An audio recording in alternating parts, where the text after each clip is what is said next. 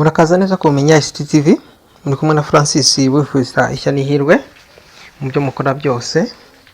Tubifurije rero kugubwa neza aho muri hose, mu byo muri gukora byose mukomeze mugubwe neza.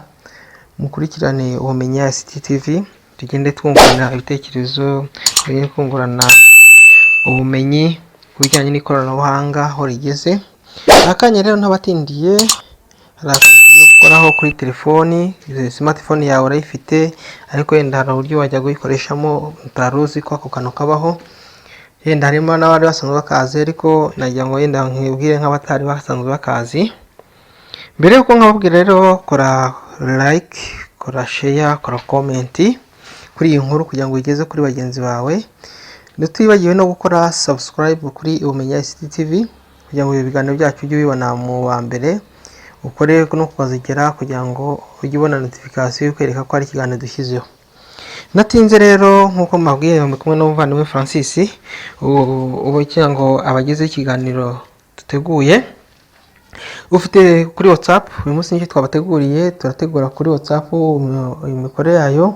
Usanga ufite WhatsApp muri telefone yawe, ugashyiraho password yo kwinjiramo ku magroupe, ariko hari ibyo utahisha cyangwa wenda ubona byingira akamaro, ukajya umuntu n'ikiganiro n'umuntu ariko ugasanga yenda ni ibanga ryawe, ku buryo udashaka kwenda abandi bo kuri WhatsApp cyangwa nawe mu rugo bamenya yenda ibyo waba uri kuganira ayo wari kubakuzire. Hari akandi kantu k'akarusho rero WhatsApp yashyizeho, uburyo ukizamini ufunga WhatsApp yawe, ugafunga chat mwajyanye n'umuntu, ikaba ari wowe uza kuyibona cyangwa uza kuyireba akaba ari wowe wamuha uburenganzira. WhatsApp igakomeza akayinjiraho, ukaba wayibona WhatsApp irimo, ariko yenda ntubashe kuhita ugera kuri iyo message y'umuntu runaka. Hari abantu bibanzemo muganira kuri WhatsApp, yenda ukaba utashaka ko yenda undi wafata iyo telefone yawe agafungura WhatsApp aba yabasha kuhita abona ubwo butumwa mwaganiriye. Ni gute wabuhisha rero? Ni gute wabuhidinga? Ni gute wablockinga cyangwa ngo ubufunge ku buryo ari wowe uzajya ubimenya, uba utanga uburenganzira bwo kufungura gusa bitewe n'uko wagize. Tugiye kubireba rero muri WhatsApp. Turafungura WhatsApp, mfitemo WhatsApp ebyiri hano, hariyo bita WhatsApp Messenger, akaba niyo bita WhatsApp Business. Reka tuziremo zose. Tubanze WhatsApp Business, ndafungura WhatsApp Business. Nyuma kwifungura ndajya ku muntu w'inshuti yanjye twandikirana, urugero navuga ko ari uyu nguyu twandikirana, urabona ko dufitanye ibiganiro byinshi, nuko yitwa hejuru muri kubibona. Nindangiza ndaza kuri izina rye cyangwa kuri nimero ya telefone yiwe, nimba atasevinzemo, nze hano hagaragara profile yiwe, nze mpaze manuka hano hasi, nze hano handitse ngo chat lock. Chat lock nimba kandi wafunga agashyira on, akomeza nkajya nkajya ko kwemeza, ndakoresha uburyo bwo kuvuga ngo ngiye ku chat lock ni ubukurokinga amachat wajyanye n'uwo muntu kugira ngo atabana hatagira kugira undi muntu ubibona yenda atabigenewe. Iyo chat lock rero ndabikora gute kugira ngo hajyeho lock? Biraterwa n'icyo ufite. Hari icyo bita fingerprinter, ndakoresha fingerprinter, urufunguzo rw'urutoki. Urumva ko urufunguzo rw'urutoki nigiye ugomba gukoraho yenyine. Ubu chat lock irarokinze, nta muntu ushobora kubona iyi message no kubona iri zina ryiwe. Urasanga ntacyo riri kuri ku chat twagiranye, ntabwo ushobora kumubona, arahita aba hidden. Reka turebe dusubiye inyuma, turebemo ya zina ya chat twagiranye cyangwa musacinge, ndiye ko mubona.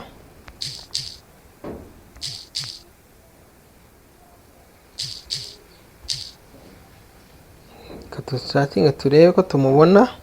Muri chat lock hazamo lockinga no kuhidinga. Nuvuga ngo ubu muri izi chat zose wahagira ngo umuntu nabo twandikirana, ariko hano hejuru hari akandi kantu gahita kakwereka ko hari handitse ngo lock the chat. Nuvuga ngo niho ya babantu twa chattingaga bahise bajya.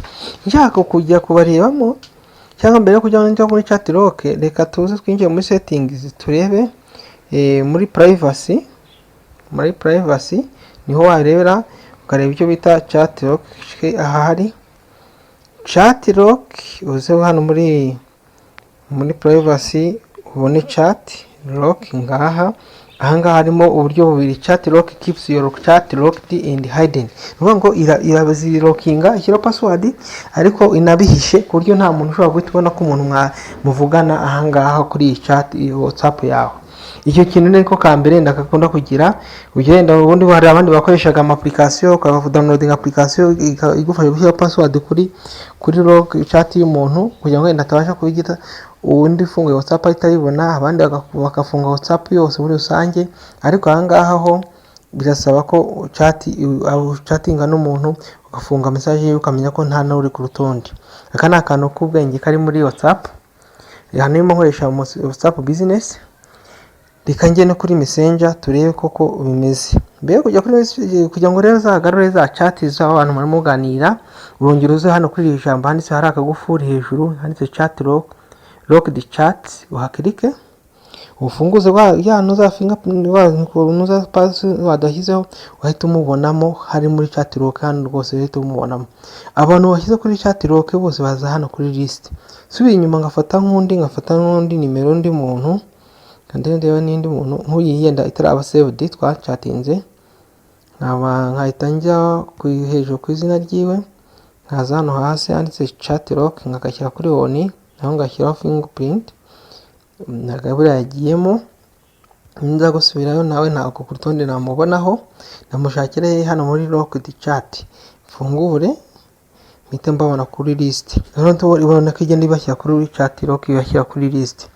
Nshatse kumugarura rero kumugarura kuri WhatsApp yanjye kugira ngo kuri chat ya WhatsApp bisanzwe kugira ngo abagaragara nakirika kuri ya noza yiwe, namara kuyikirikaho sanyirikaho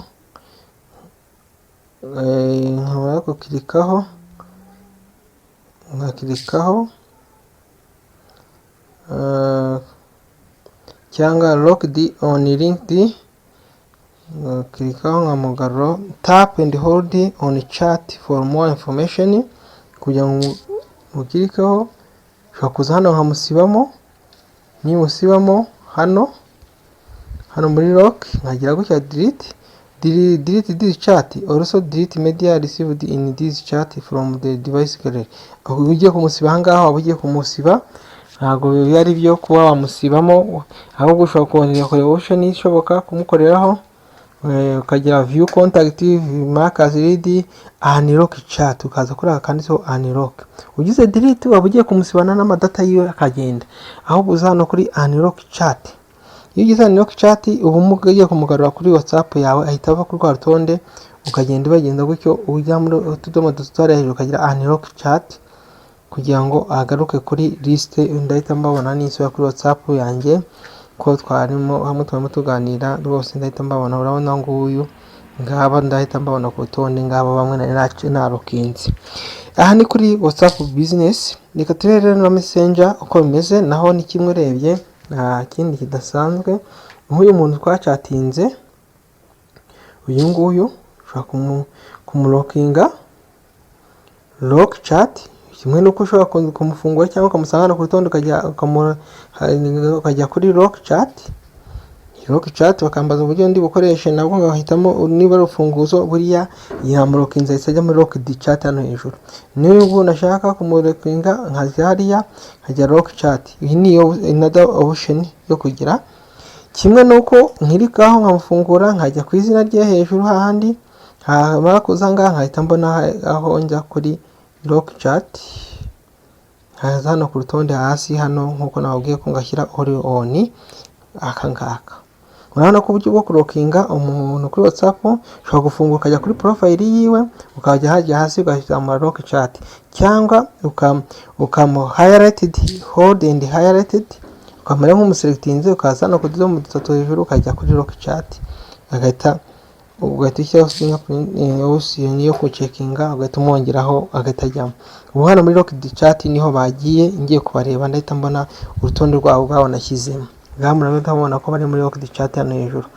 Kubakuramo nababwiye ko ari ukumuharadinga, ntugire delete kuko waba ugiye kumusiba, ahubwo ukaza hano kutuza mutatu ukagira unlock the chat ugahita wongera ukamusubiza kuri gahunda ukamusubiza kuri liste y'abantu mwaracatingaga. Nubwo buryo bujya gukoramo ibintu byo kurokinga chat no kugira ushobora gusanga wenda rimwe na rimwe hari igihe biba bihishe utabizi ko bihishe. Murakoze murakamera mwari kumwe na Francis wifuza cyane hirwe.